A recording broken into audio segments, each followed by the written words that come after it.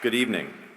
I am delighted to welcome you to our annual StraightTalk series presented by the Riley Institute and the Osher Lifelong Learning Institute, best known as OLLI, at Furman University. This highly valued partnership and annual series began in 2011, so this is its 15th year, and over the years we have explored many pressing policy issues impacting our communities, our state, and our nation. From civil rights to criminal justice to political polarization, in addition to the Riley Institute's great partnership with OLLI, we're grateful to have community partners and Furman departments and institutes joining us as sponsors and collaborators to make this event possible this year, whose names you can see on the screen and in your programs. Thank you all for being with us for this three-part series, Bootstraps, Myths and Solutions for Economic Mobility. This year's series takes a hard look at the quintessential concept that describes the American dream, that this country is one in which anyone, no matter how humble their beginnings may be, can successfully pull themselves up by their bootstraps. This aspirational belief is shrinking quickly. A 2024 ABC News poll shows that just 27% of Americans believe that the American dream that it still holds. It's down sharply from 50% of Americans who held that belief in 2010. Among young adults, like many of the Furman students here tonight, the decline in this belief is even more drastic. The skepticism and doubts and frustration we see in public opinion makes sense. America falls behind many peer countries on economic mobility growth. And the percentage of children who are growing up to earn more than their parents has fallen from 90% for children who were born in 1940 to 50% for children who were born in 1980.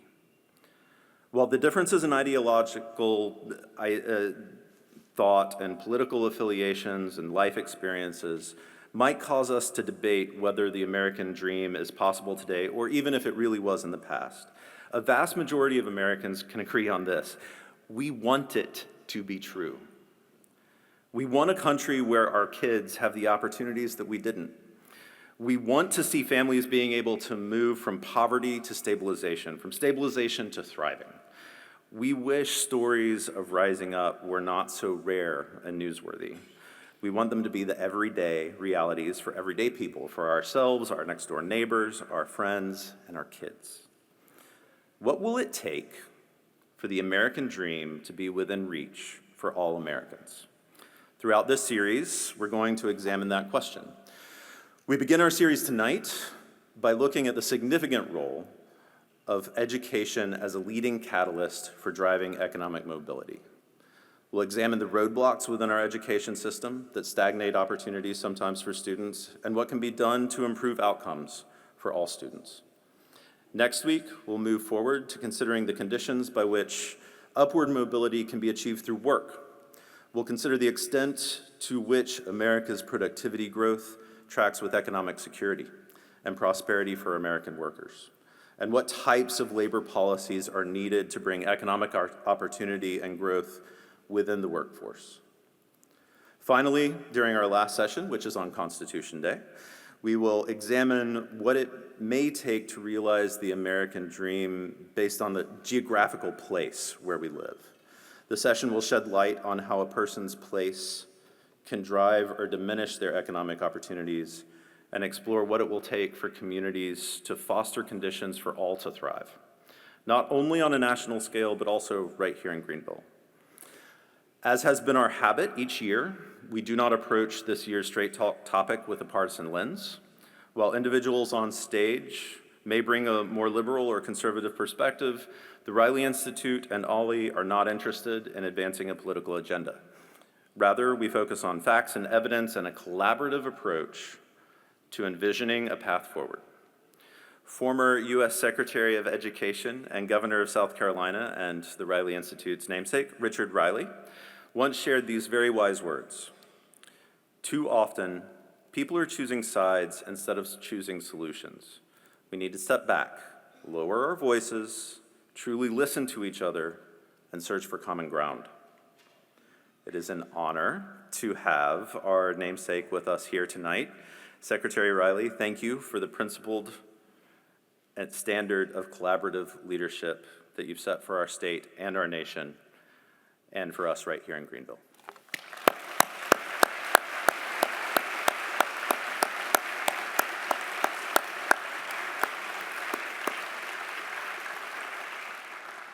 And now, to move us forward in introducing tonight's speakers, who are fantastic, please join me in welcoming our university's leader, President Elizabeth Davis.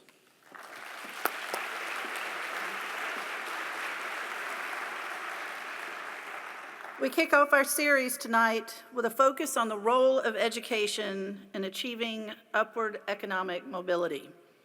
Julie Meredith, the director of the Center for Critical Issues at the Riley Institute, will moderate this bipartisan conversation on the significant role that educational systems, institutions, and policies play in advancing better economic outcomes for everyone.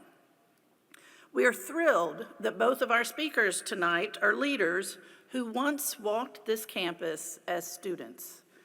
Congressman David Trone graduated from Furman in 1977 and went on to earn his MBA from the Wharton School at the University of Pennsylvania.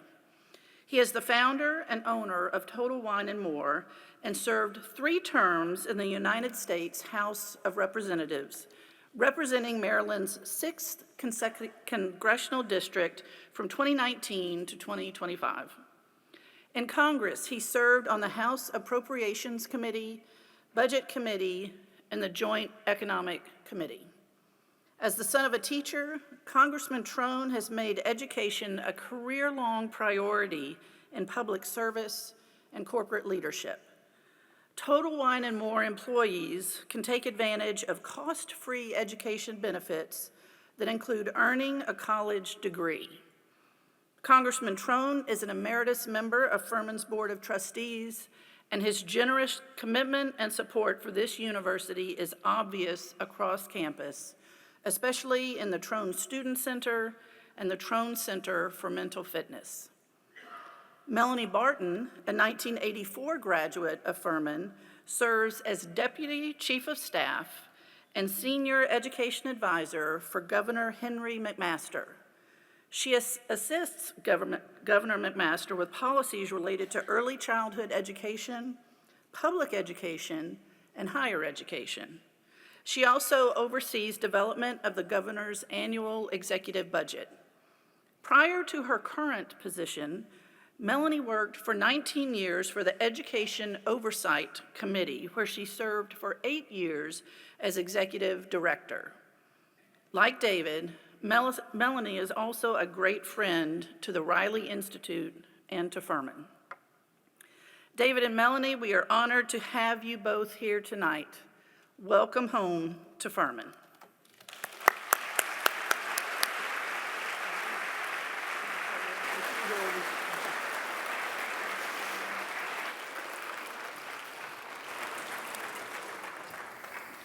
Well, David and Melanie, it is such an honor to be in conversation with you both as we begin our 2025 Straight Talk series, unpacking challenges and exploring solutions for the American dream to fall within reach for all.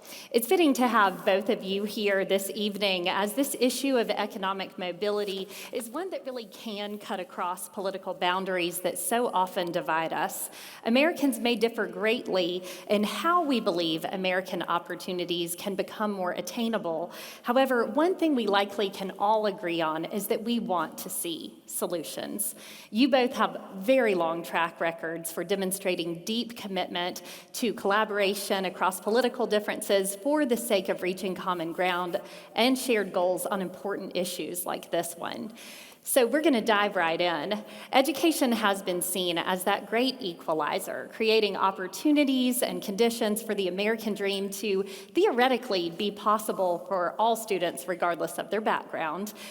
So I'd love to start this conversation by hearing both of your perspectives on this aspirational belief that education can and should be that catalyst for leveling the playing field for students. And how did you come to this understanding? Melanie, we'll start with you. Thank you, Meredith. Thank you for the opportunity to be here tonight. It truly is an honor to be back home. It feels great to be back home at Furman University. So for me, it's a very personal journey. I grew up in rural Georgia in a town that had one traffic light and the Dairy Queen. That was it. My elementary school was grades 1 through 7, and at best we had 100 students enrolled. Again, very rural. So we didn't have enough money from the district to fund 7 teachers, so every year we would combine some grades. So my second grade experience was actually second and third graders being taught by one teacher. My grandfather and grandmother maybe at best had a 5th grade education. My grandfather drove the school bus. My grandmother worked in the school cafeteria preparing meals. In the summer, they were sharecroppers. My parents were the first in their family to earn a high school diploma. So you ask yourself, how did a first-generation college student make it to Furman, do well academically, and earn a full scholarship to Duke University to pursue a graduate degree? And I have to say it was because the adults in my life who encouraged and supported me, as well as the high expectations that they set for me. Let me give you some examples. My parents enrolled me at the local First Baptist Church in kindergarten because they were told, quote, kindergarten will help your child prepare for school. My favorite Christmas gift that I ever received was from my grandmother, who was a strong advocate for reading, and it was a globe. And I still have that globe. And my daughter recently said, Mom, that's why you can't get rid of that globe. I said, yes, because I learned about the continents and the oceans and the countries looking at that globe when I was 6 years old. And it wasn't the globe, but it was a physical representation of her support of my education. So when I got to Furman through the course of events, it was actually my dentist that recommended I look at Furman because his daughter was here pursuing a music degree. So I came to Furman, and those adult interactions continued. I worked in the history department here at Furman where I earned my extra spending money, but I also developed relationships with the faculty and most importantly, the administrative staff. They were there to help me and encourage me along the way. Spring semester, my junior year, I went to Washington, D.C. with Dr. Don Gordon on an internship program. And there I decided I'm going to combine my love of history and political science, and I'm going to become a bureaucrat. You laugh. That's exactly. What junior says that? But I really found a niche. I really wanted to make a difference. And in 1983, a bureaucrat meant a public servant. And it meant someone who wanted to get in and make the world a better place, not the connotation you hear today in the media. So I came back to school, and my academic advisor was Dr. Marion Strobel. And I said, well, Dr. Strobel, I guess I got to go to law school, because I'd only met lawyers that worked in government. And she said, no, let me show you and teach you about Furman University. Here's a brochure, and about Duke University. And so I looked at it, and the rest is history. So I went to Duke. Furman prepared me quite well. I did well. I came and settled in Columbia, South Carolina. For the past 40 years, all I have done is work in state government at the State House with Democrats and Republicans, and now I'm finishing my career with Governor McMaster, working on bipartisan efforts to expand educational opportunities for all students. And that's a mouthful.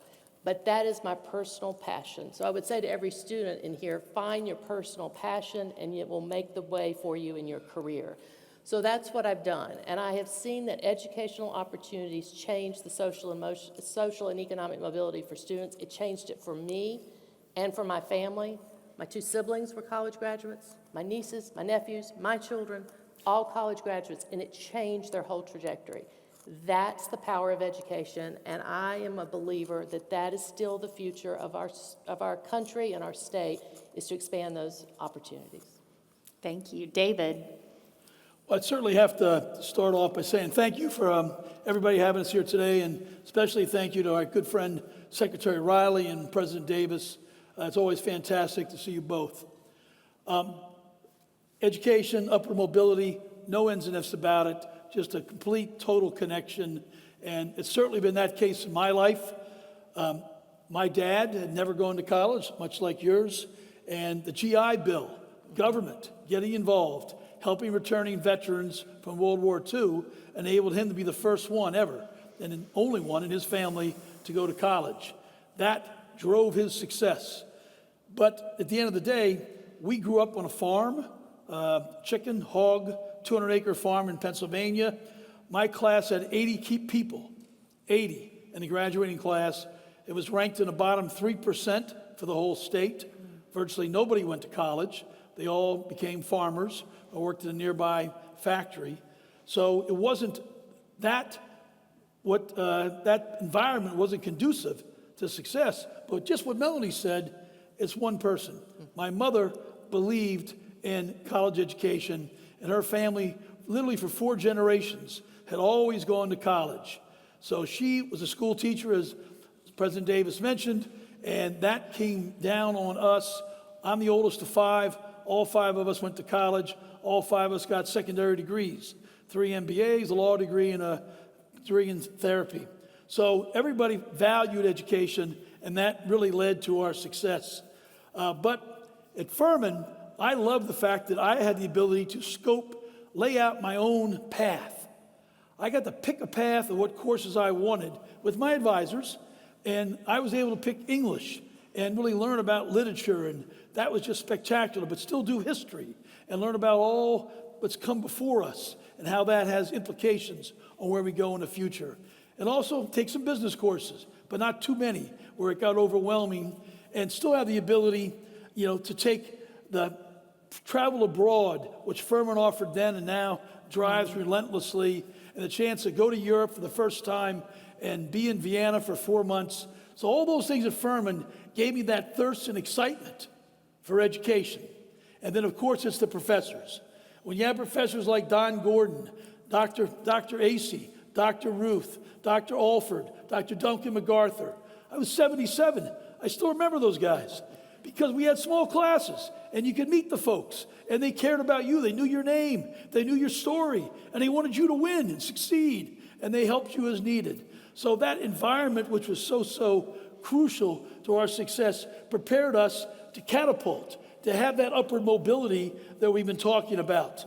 And then at the time, after I graduated 6 years later, my family went through bankruptcy, and we lost everything due to alcoholism with my dad. My parents divorced, everything went down, and we learned hardship, we learned failure. But if you have that confidence that you've developed from academic success at Furman, success whether it's intramurals or whatever, you're able to overcome that and build what's really key today for our kids, and that's resilience.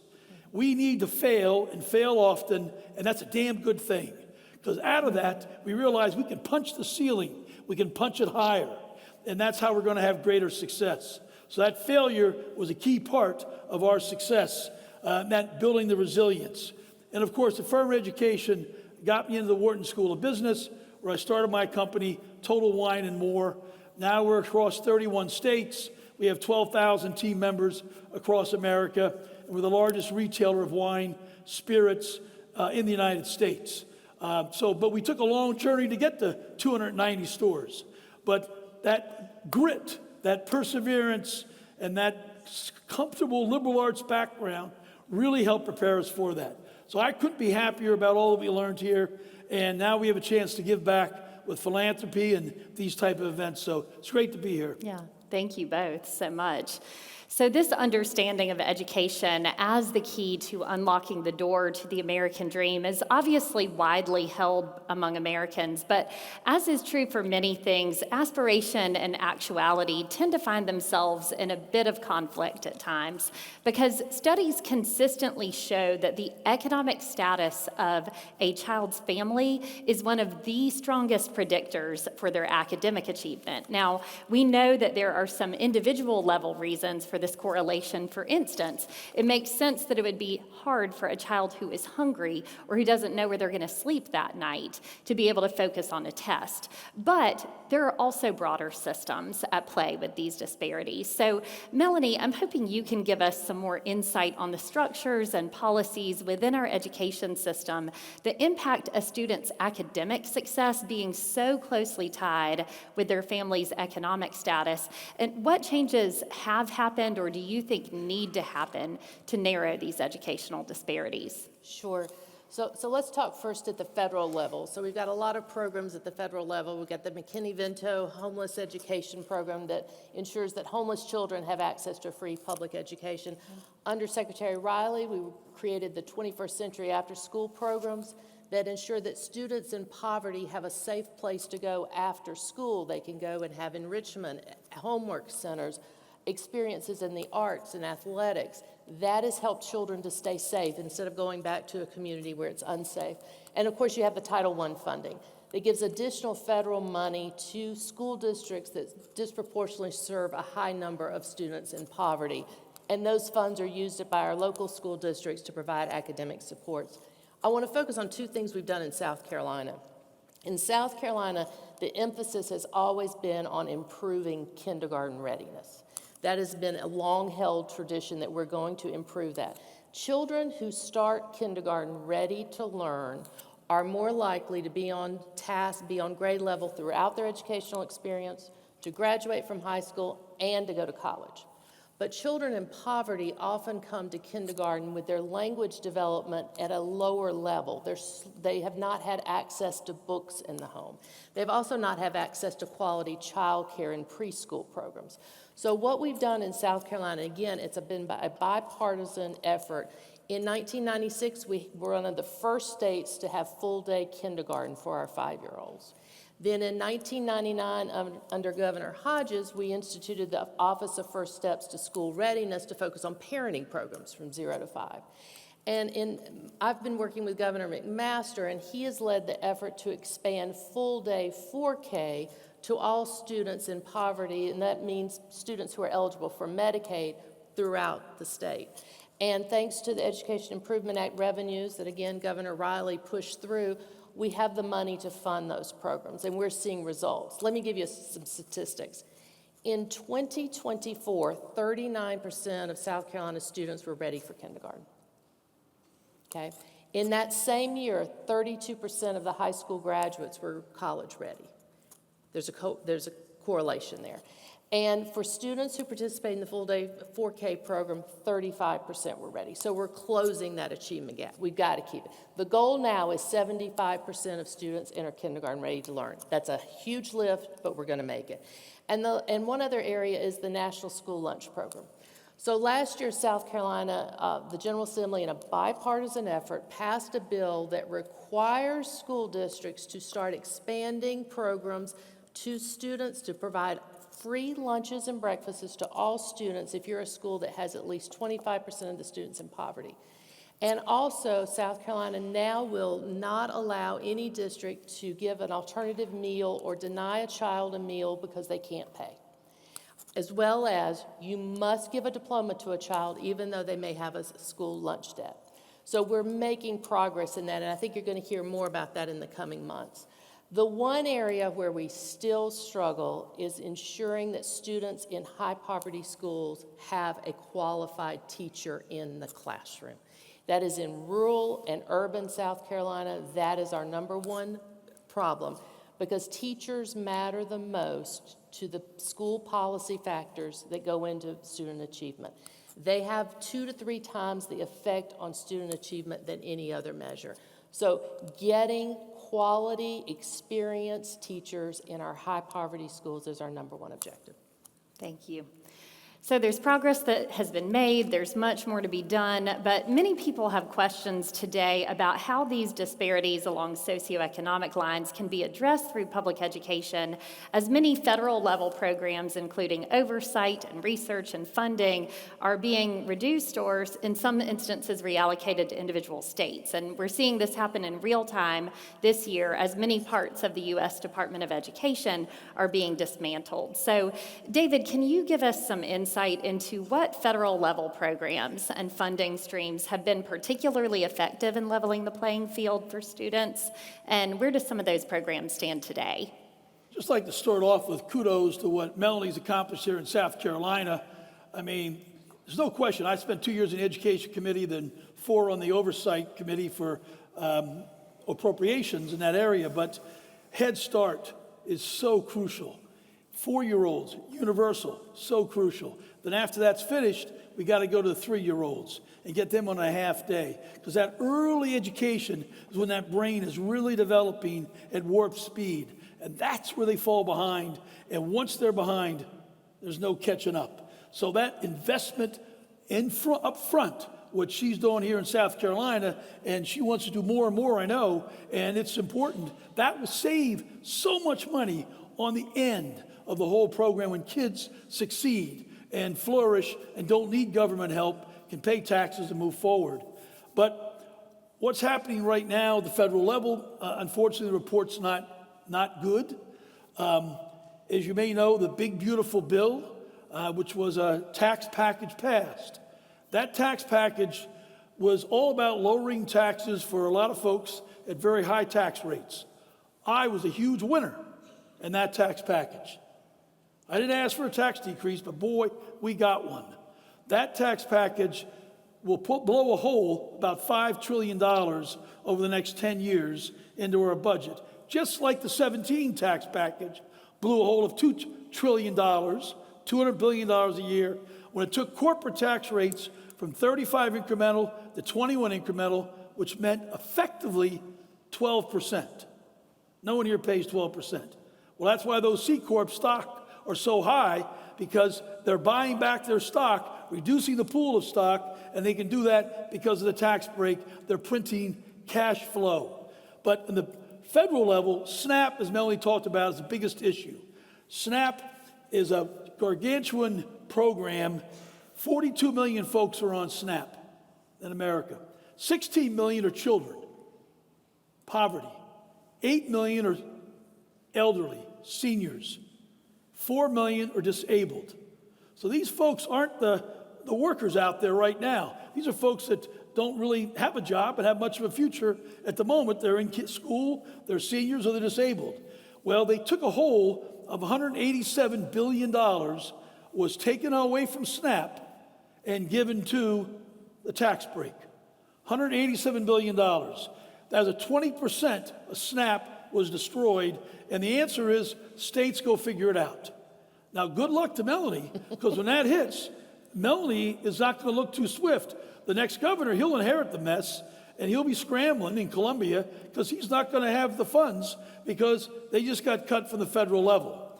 Secondly, mental health. The biggest bill ever passed in the United States Congress on mental health was after Vivaldi.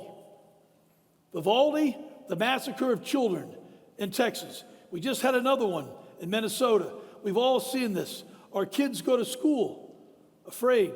Parents send their kids to school thinking, will they come home? These are tough problems. Well, the answer was to pass the HOPE bill, the Bipartisan Safer Communities Act. Bipartisan, everybody voted for it, safer communities. No money went to guns, zero. Everything went to mental health. And that's fantastic. I love that bill. I voted for that bill. Excellent. $2 billion went to school, K through 12. $2 billion. $1 billion has been spent in the last 3 years. The other $1 billion is lined up to be spent. The president pulled that $1 billion back and said, schools don't get that $1 billion for mental health. You don't get it because you didn't spend it yet. So we're going to say that's DEI, which is just baloney, but you don't get it. So they lose that mental health support at a time when our kids are losing their food, they're hungry, they're going to be hungrier. Our kids think about gun violence. Stigma and mental health is more prevalent than ever now. And now we have ICE having a budget increase from $13 billion to $140 billion. If you ever think about a business go from 13 to 140, that's insanity. What that's going to do is create tens of thousands of officers on the street, and it's created fear in our communities, Latino communities. So our kids have to deal with all these things at once. We need more mental health. But behind that big, beautiful bill is coming the 26 budget. And President Trump in March said, eliminate the Department of Education. Dick Riley was secretary 8 years, did an awesome work, turned down the Supreme Court twice to stay on education, stay on point, stay on message, because it mattered so much. Now the message is eliminate it. Linda McMahon, the secretary, on board, eliminate her own job. The new budget, the 26 budget, cuts 20% of the Department of Education's funding. $12 billion gone. And of that, $70 million was to get teachers, which Melanie talked about, that can be diverse and teach students that are diverse. The best way for a diverse student to learn is have a diverse teacher and say he or she looks like me. I can be that teacher one day. I can reach that success. I can go to college and make that happen. But if we don't have people that look like each other, we don't see our future, we don't see our hope. 890 million zeroed out, 890 to zero on helping non-first language learners of English, largely Latinos. So if our Latino kids can't speak English, now I'm sure their parents are working it, but many of them don't speak English, and their parents are engaged. And that's a real problem. And there's not a simple solution, but do we want these children not to be able to understand the curriculum? I think we're all going to agree that's not where we want to be. So we had $890 million that got built up in a bipartisan way, all bipartisan, over the last 15 years. The Appropriation Committee approved all 890, bipartisan. President Bush, President Obama, Democrat, Republican, didn't matter. We said there was a problem, let's help children. Children deserve that help. Now that went to zero. So that's what's coming. It's not good.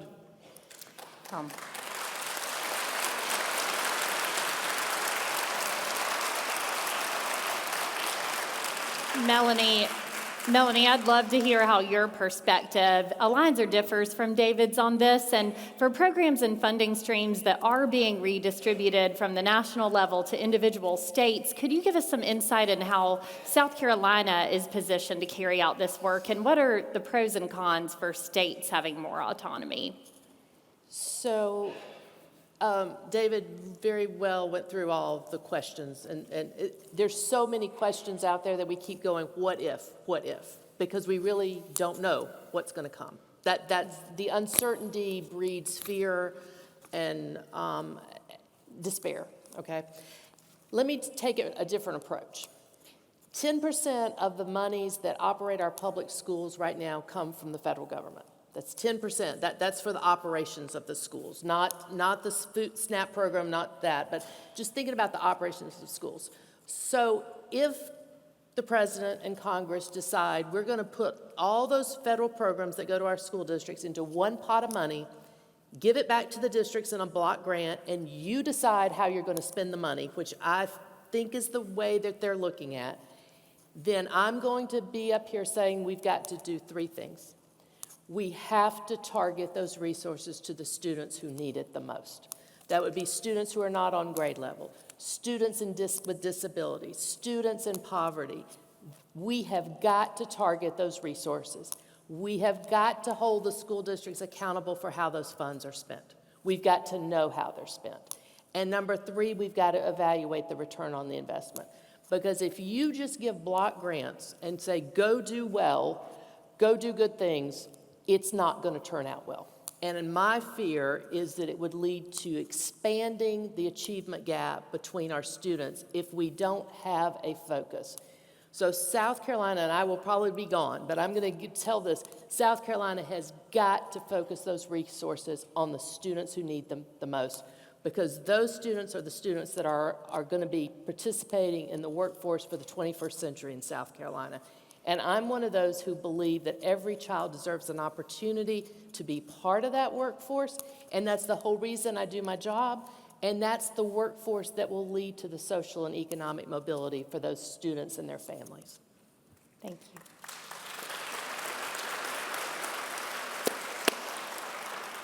Well, I could keep on asking questions, but we recognize that this topic matters a great deal to many of us. And so to deepen this conversation, we've invited a few representatives from across our campus and across the upstate community to prepare questions that really get at the heart of what's on our minds when we think about challenges and opportunities regarding these issues. So these representatives are students and educators and community leaders who represent a wide variety of perspectives on how education can impact economic outcomes for students and their families. We're grateful to all of them for being part of the program tonight and for the contributions that they make towards student opportunities in our community. So first, we will hear a question from Dr. Edward Anderson, who is the Executive Director of On Track Greenville. Thank you, Julie. Congressman Trone, On Track Greenville is a school-based community collaboration working to align and leverage interventions and resources to keep students on track towards high school graduation and post-secondary success, envisioning a Greenville County where every student achieves their fullest potential. With the mission in mind around achieving their fullest potential, what do you see as the most effective plan for students experiencing poverty to become better informed on how to access financial assistance and funding opportunities for higher education? Good question. Thank you very much for that question. It really starts with the parents. If the parents can understand what possible outcomes are there, and the normal outcome for everybody in this group is, we think about for a minute, our high school teachers and counselors, they all went to college, right? Our universities probably have 2 degrees. Our university professors, administrators, all went to college, probably have 2, maybe 3 degrees. So everybody's got this built-in bias of how we lived our lives. And it worked for us. And we contributed and loved it and moved forward. But that's not what's right for every student. And that's why we've got to be able to figure out methods. And that's where I see this group as a chance on track to show to the parents, and then from there to the students, other possibilities.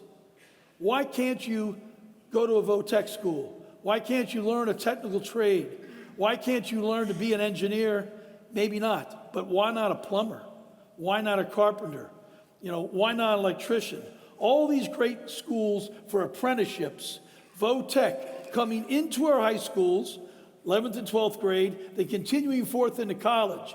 But not everybody wants to study those liberal arts that I loved and you loved. But we've got to make it real to them so they can see they can get a $70,000, $80,000, $90,000 job, support their family, but they've got to apply themselves. But if they just think, oh, I'll never get to college, my parents can't afford that, my parents didn't go to college, they have despair. You've got to figure out a hope. And the hope is by making clear what that job opportunity is going to look like. And a lot of apprenticeships, a lot of union apprenticeships in the Northeast are fantastic. They learn a trade. They're paid while they learn the trade. And they come out and do fantastic in life. But, we've got to figure out how to get success in these students because we're paying it on the back end. Do you know we spend $80 billion a year to incarcerate Americans? $80 billion. That's what we pay across America. That $80 billion needs to be reduced. And all the things Melanie talked about are fantastic. Those things like Head Start, technical school, if we could get those to the parents, teach them about the opportunities, we can drive that $80 billion down by getting those most desperate among us education. And from there, job, and then they pay taxes. Every 100 returning citizens that come out is a $5 million swing for the positive to go against the national debt. Because 1, we don't support them in prison. We don't have to pay their food and lodging. And 2, they pay taxes. So every 100, $5 million. When I was in Congress, we passed bill after bill after bill, bipartisan. Always, every bill I worked on was bipartisan. I was the 4th most bipartisan member of Congress. So I'm a Democrat, but all the Republicans, they're my guys. Because we do it as a team. And we do it as a team, and they see that, yeah, let's invest in these kids. And let's take care of their English language problems. That's going to save us so much money on the back end. So we think about it that way. And I think that's a better way to think about it. Think about it long term, not just about today's budget. That's a fool's errand. What matters is 20 years from now, 30 years from now, where our kids thrive and succeed. Thank you. Thank you. Thank you. Thank you. And next, we'll hear a question from Catherine Schumacher, who's the president and CEO of Public Education Partners. Great. Thank you, Julie. Thank you both for being here today. So my question is about the role of public charter schools in this conversation. Full disclosure, I feel like our students will be best served if we can adequately support the neighborhood public schools where the vast majority of our children will go. But I love But I love the idea that helped spark the charter school movement 30 years ago. If you create opportunities for more innovation and flexibility to meet the unique needs of communities and students, then student outcomes will improve. And maybe we can all learn something that can benefit all students in all public schools. And South Carolina has to some extent embraced this ideal through our Schools of Innovation legislation, which is wonderful. But the data show that overall our charter schools are underperforming, and there are really important questions being raised about accountability and transparency around everything from principal salaries to admissions policies to who gets to charter new schools. So Melanie, from a policy standpoint, how can we do a better job of making sure that charter schools are accountable when it comes to improving outcomes and opening more doors to opportunity? And what are some of the promising models that we can adopt here in South Carolina that could increase the capacity of our regular local districts to be even more innovative and flexible so that we can do more with what is already in place? Catherine, thank you. Thank you. I could write a dissertation on this one. This is a big issue. Let me make sure that everyone understands what a public charter school is, because there's a lot of misconception in our state. I get asked this question a lot. So a charter school is a public school. It receives state and federal revenues, but not local property tax revenues. So the average across the state is about $12,400 per student enrolled in a charter school, as compared to about $19,400 in a traditional public school. Catherine's exactly right. One of the biggest reasons we had charter schools was to improve student outcomes. But charter schools also are held accountable in that if they have an unsatisfactory rating on their school report card for 3 consecutive years, the state law says they must close. That accountability doesn't exist for a traditional public school, but right now it exists for a charter school. So the question about academic achievement, the Center for Research on Education Outcomes, CREDO at Stanford, has done 20 years of research on charter school performance. And nationally what they find is that if you're in a charter school, then you have 16 additional days of learning in English and reading and 6 additional days of learning in math as compared to the same student in a traditional school. But in South Carolina, I'm going to say the academic achievement of our charter schools is not at that level. And the reason for that, researchers believe, is that a disproportionate share of our students are in virtual charter schools as compared to brick and mortar, where they go to school.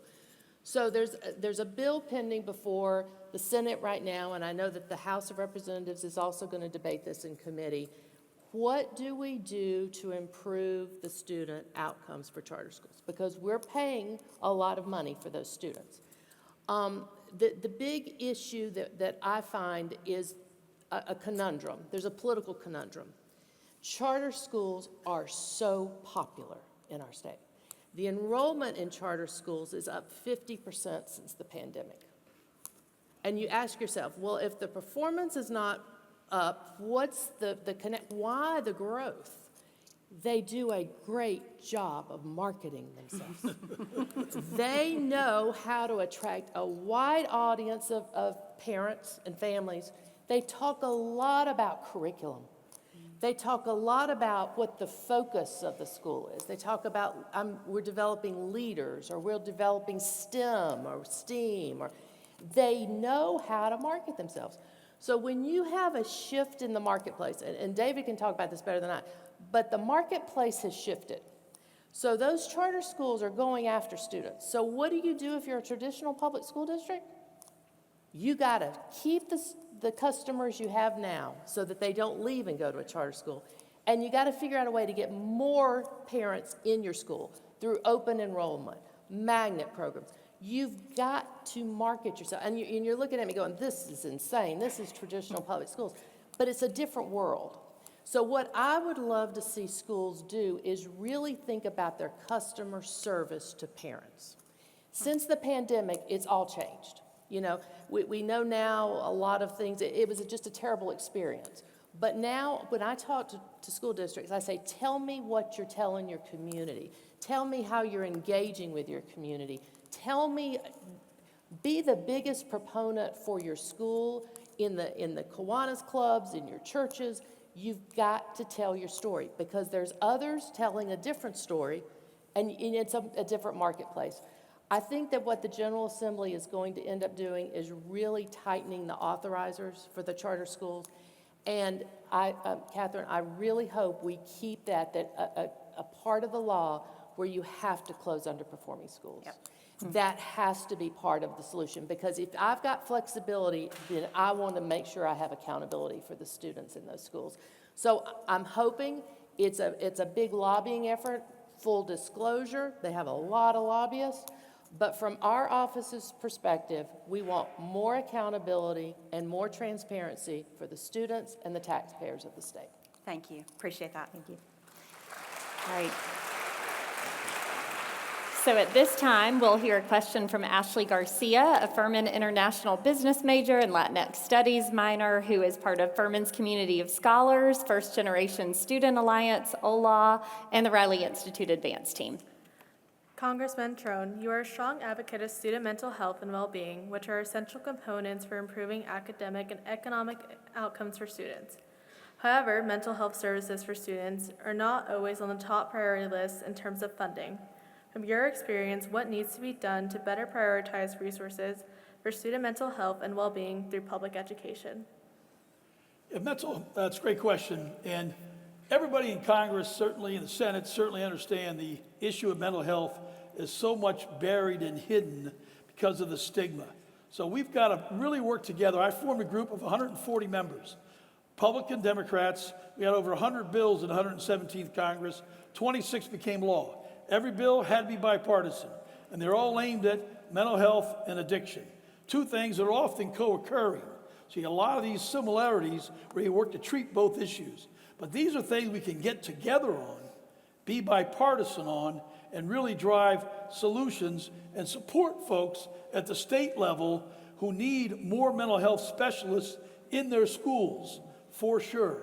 And our kids right now, let's think about it. I talked about the Bipartisan Safer Communities Act that had that $2 billion, and they pulled back $1 billion. So our kids now are thinking about guns, they're thinking about food, they're thinking about ICE, they're thinking about the first time away from mom and dad, depression, anxiety. I mean, mental illness, mental health challenges runs in my family, like addiction runs in my family. These are personal to me, and that's why I put my time in it and put my dollars behind that to support it, to be a voice in Congress, to be a voice of change in Congress, a bipartisan voice always. And also here at Furman, we built the Trone Mental Fitness Center for one simple reason. Our students need it. They need it. They need a place to go when it becomes a little bit too much, a person to talk to. And let's talk about being mentally fit just like physically fit. That's a good thing. They all want to be physically fit. Well, they all should be mentally fit too. Helps destigmatize it. This year, I just visited the center for the first time today. They said they treated 550 students last year. That's a lot of students that said, hey, I need some help. And that's a good thing when they can raise their hand and say, I need some help. And that's going to make our school stronger as we compete for the best students across the United States. So we've got to continue to invest in our kids, and what's really important now is the mental health of our children. Thank you. Thank you. And now I'd like to invite Margaret Sheska, who is a retired educator and a student at Ollie, to ask a question. Much progress has been made to assure that equal opportunity for academic achievement is a right for every student. But we know barriers continue to exist. Students with disabilities continue to face a variety of challenges, and all too often their odds of overcoming these obstacles are determined by the socioeconomic status of their families.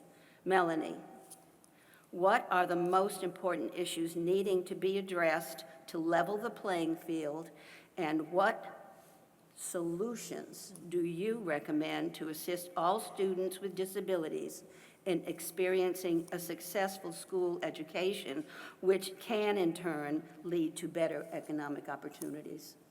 Thank you. Thank you for that question. Approximately 13 to 14% of our K-12 population are students with special needs, disabilities. So I was trained as a policy analyst. When there's a problem, and definitely the student achievement gaps with our students with disabilities is a huge problem. So what do? The first thing you do is you look at states that are improving the outcomes.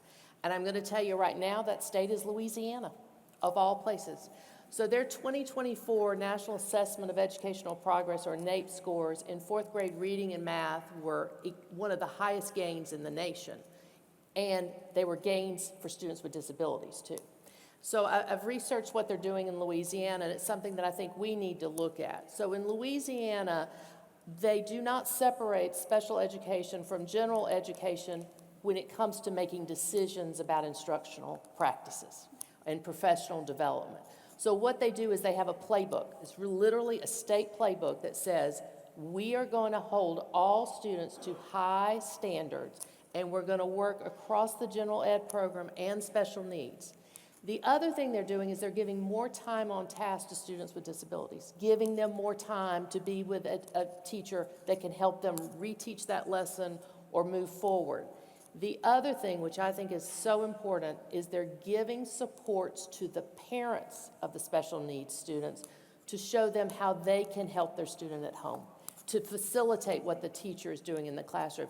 They have what they call families helping families. They're also advocates that will go into that individualized education program meeting, the IEP meeting, and work with the parents to help them understand how to, in essence, talk for your child, how to ask for certain services. I think that's a really great idea to do. So that's one thing. The second thing is reading proficiency. Over half the referrals for special education happen between third grade and sixth grade in our state. And you know why? Because the students who aren't reading on grade level by third grade, all of a sudden they've got to start learning science and math and social studies. They're struggling. So one of the things we've got to do is we've got to close that gap in reading.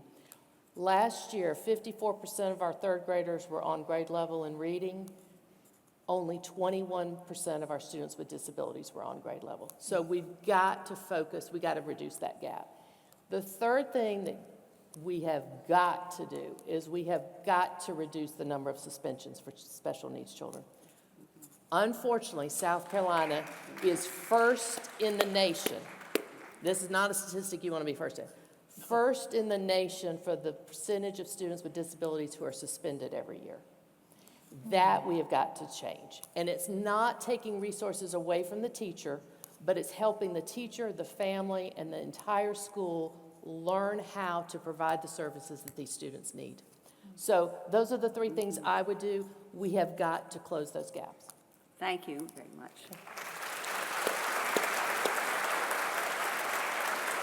Okay, so our final two representatives have a question that we hope that both of you can answer, albeit briefly, to stay within our time frame.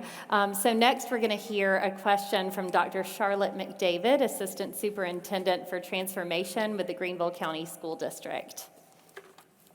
One of the things we agree on is that one of our biggest challenges in schools with high poverty is retaining highly effective teachers.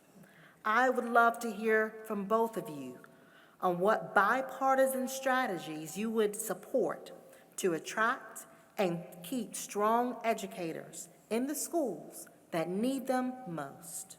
So David, we'll have you go first. So it's not just teachers that are terribly short.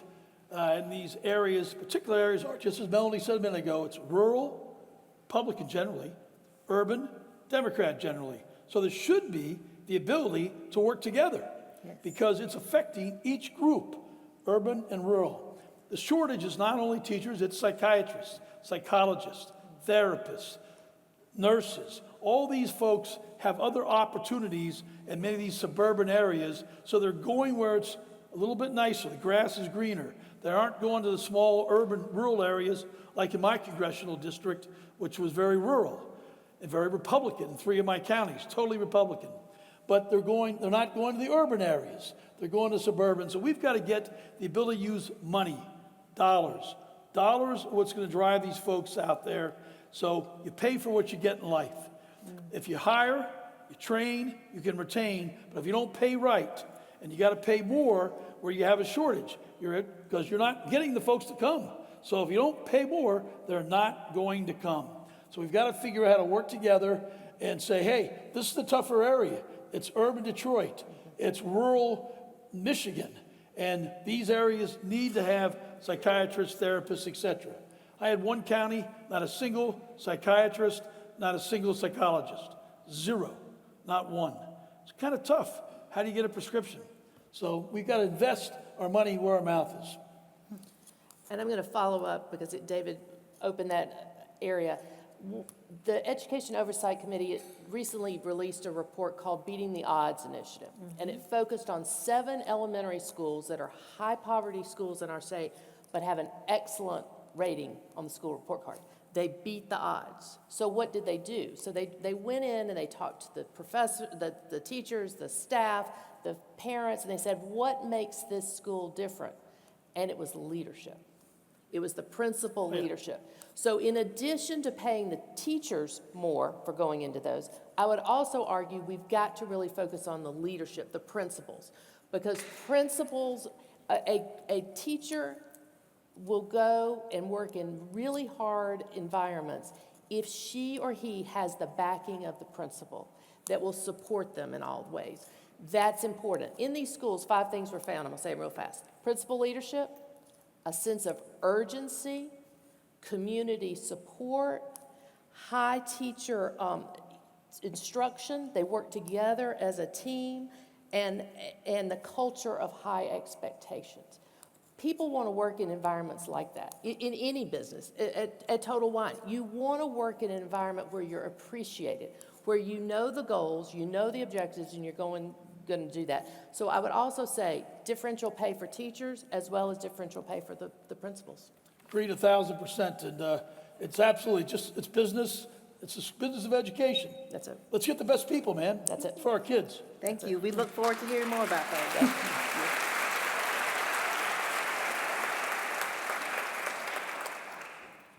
And now we'll hear a question from Caroline Cox, an education major in Furman's class of 2026. Hi, thank y'all. As I think about my future as an educator, I'm looking forward to helping students to reach their academic goals, which can hopefully impact their future economic opportunities. But I also worry about economic opportunities for myself and my future colleagues as I think about the lack of upward mobility in wages for teachers, coupled with the underfunding of classrooms and the high societal pressures that come with the job. Teacher shortages are high across the country, especially in high poverty areas. I would love to hear your thoughts from both of you on how economic opportunities for teachers and for their students intersect, and what has been done or could be done to improve economic outcomes for both groups. And certainly this piggybacks on what we were just talking about. But Melanie, let's start with you. So in South Carolina, we first focused on increasing the minimum teacher salary in our state because we got to get individuals interested in teaching as a potential career. So we started in 2017, the minimum starting teacher salary in South Carolina was $30,113, okay? Today, it's $48,500, and Governor McMaster has made a commitment. We're going to get it to at least $50,000 by next year. So what has that done to the average teacher salary? Because districts can also add on to that. We have gone from 47th in the nation in the average starting teacher salary to 30th in the nation. That has transformed, at least now we are seeing in our teacher ed programs, more uptick in enrollment. Students see this now as an opportunity. This could be a career, maybe, that I could earn a living wage. But to your point, once we get them in the classroom, we have to keep the best teachers in the classroom. Instead of you only have one choice, you be a teacher or you be an administrator. And the only way to have that upward mobility right now is to become an administrator and take you out of the classroom. That's not the point. So the last 2 years, the General Assembly has appropriated $5 million to the Department of Education to start coming up with career ladders, to start developing those career ladders that would pay teachers for additional responsibilities, for student performance, and I'm going to say it, is there a way to show growth better and compensate those teachers for the growth? We've got to develop a compensation model for the 21st century for young people like you who see the writing on the wall. If I can't make a living being a single woman or man in education unless I go into leadership. So we've got to address that. Okay. And David? So everything Melanie said, I'm 100% spot on, total agreement. You pay for what you get in life. That's pretty simple. As we said, at one point, 30, 40 years ago, people looked at it and said, that'd be great if my child grew up and became a doctor, a lawyer, a teacher. They were almost held in the same level of respect. But somehow, teacher fell out of the three different jobs. And now doctors and lawyers and teachers are like, well, if you can't make it there, you'll be a teacher. It's just we've got to get the respect back for the teacher profession and the hard work they do that's most important to us. That's our children. They're the ones that are taking care of our future. So we've got to figure out how to elevate that. And the ladders you talked about is so important. And we look at that in my company, how we ladder people up in their career. If they don't see that next step, they aren't going to have the enthusiasm, the ideas, the commitment to drive and go forward. So we got to create those ladders, and it's more responsibility, as you said, but it's also merit. At the private school I worked at, I was a school board member, and I set up teacher ladders for become master teachers. So some of our youngest teachers were master teachers. And we figured out how to score that. And they're not perfect, they're not right. We all know the saying, perfection is the enemy of the good. It certainly is. But you got to do something. If you don't do anything, nothing's going to damn happen. So we got to get out and we got to figure out how to judge outcomes. That we can judge those outcomes, reward them. Thank you. Thank you. Thank you. Thank you. I want to echo our thanks to our students and community members for preparing such thoughtful and relevant questions for tonight's conversation. And as we're drawing fairly close to the end of our time, I just have a couple of final questions for both of you. First, I think I can speak for many of us in this room in voicing that sometimes issues like this can feel so broad and overwhelming that we're often left feeling as if we have little, if any, power to address them. But in reality, we know that engaged citizens have shaped so much of the progress that we've seen thus far, especially when it comes to economic policies and outcomes for our students. So what is your call to action for us as we leave tonight? And we'll start with David and then kick it to Melanie. We've got to get involved. And, getting involved is hard and difficult, but the best place to start is as a parent. And, making sure you understand all the outcomes, but work with the other parents and share your experiences so they can see, again, that it's not everybody going to a four-year college. There's other routes of great success, be that plumber, that electrician. So we got to work with each other, and we got to engage the parents on those lower income brackets. So often those parents don't speak English. They're very busy. They're holding two jobs. They're single parents. They got a tough road. Real tough. And we should have sympathy. We should have empathy. Our empathy should extend itself and say, let's help them. Let's help them succeed. And it's great for my child to be with someone that's also struggling. I worked really hard in this private school I worked at to give financial aid to make it very, very diverse. So we brought in folks so it could be diverse, because that diversity of our children growing up in a diverse environment, that's going to lead to their success in life. If they grow up in an environment that just looks like everybody at the table, that's not going to work. So we got to drive that, but get on your school boards too. School boards are where they're making the policy, and I support a lot of school board members financially, but there's a whole group called Moms for Liberty, which I believe simply want to take over school boards. They're running all over the country, and they're going to take us way, way back into culture wars. I don't want to be in a culture war. I don't want to talk about all these things that we can agree to disagree on. I want to talk about our kids and how we're going to get them to read and write and succeed and fly. So let's not, if you don't vote and you don't participate in those school board elections and take the time to know who those candidates are and who are there really for the right reasons, who are there to be public servants. That's what I tried to do in politics. Never be a politician. That's a lousy job. Be a public servant. That's where you need to be. Thank you. Thank you.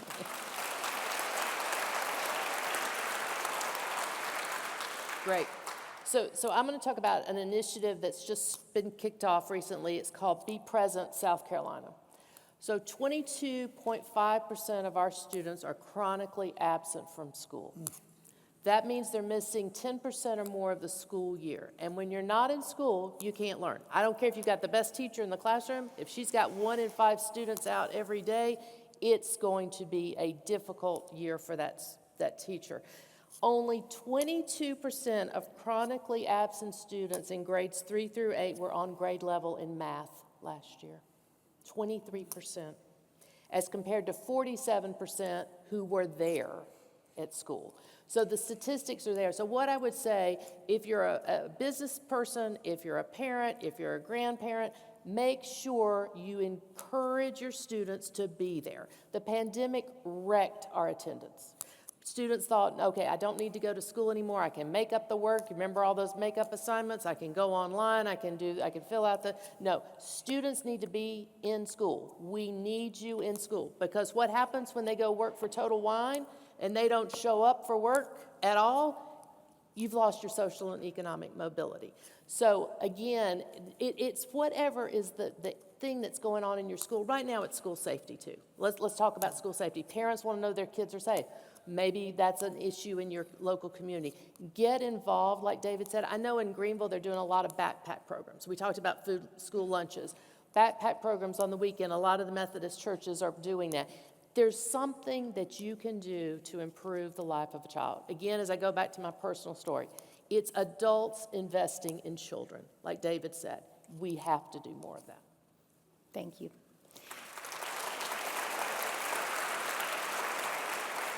Okay, final question. We've talked about many challenges and opportunities tonight in regards to where America's public education system stands today in advancing economic mobility for students. And many of these issues hit close to home for us. So as you think about where we've come from and look towards the future, what is bringing each of you hope, and what do you think should bring us hope as well? Melanie, let's start with you.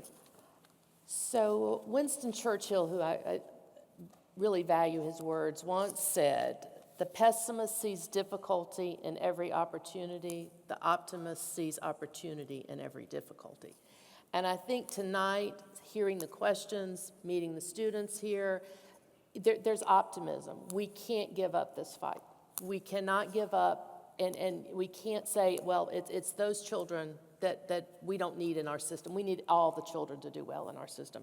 So for me, it's just reinforcing we all have a responsibility.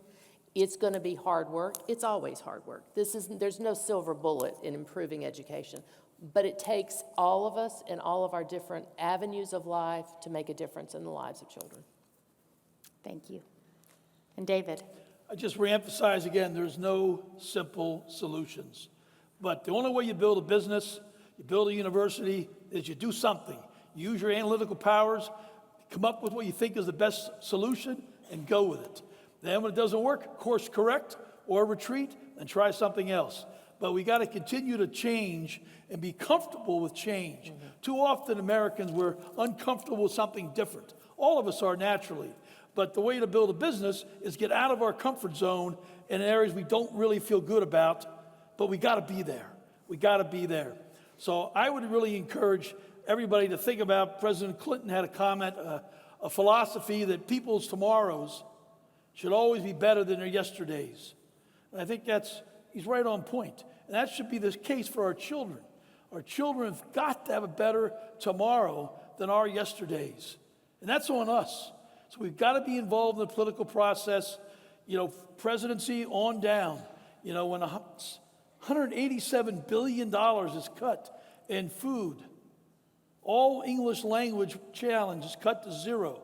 These are real problems that are going to come back and haunt our country and our children's children. It won't bother us in this room, but our children's children, they're all going to pay the price. So we've got to figure out how to be involved, especially local too. Those school boards, those state delegate races, state senate races. make sure you're looking for candidates that put our future, our children, first. If they don't do that, that's not who you want in office. Does that make sense? I think so. Thank you. Thank you.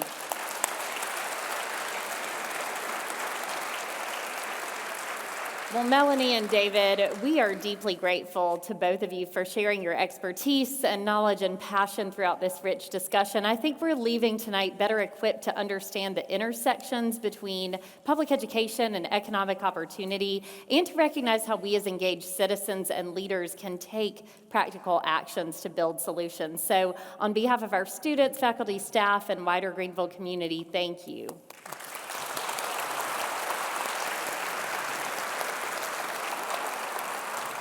And to our audience, thank you for joining us this evening and for your care and interest in this critical series. Next week, we will be joined by Dr. Chandra Childers from the Economic Policy Institute, who will help us take a look at the role of work in stimulating and stagnating the American dream. She'll be joined by Greenville business leaders David Lominack and Ray Lattimore, who will discuss workforce policies, efforts, and changes that can forge pathways to economic mobility for all American workers. So please join us next week, same time, same place, for Straight Talk Session 2. Thank you and good night. Thank you.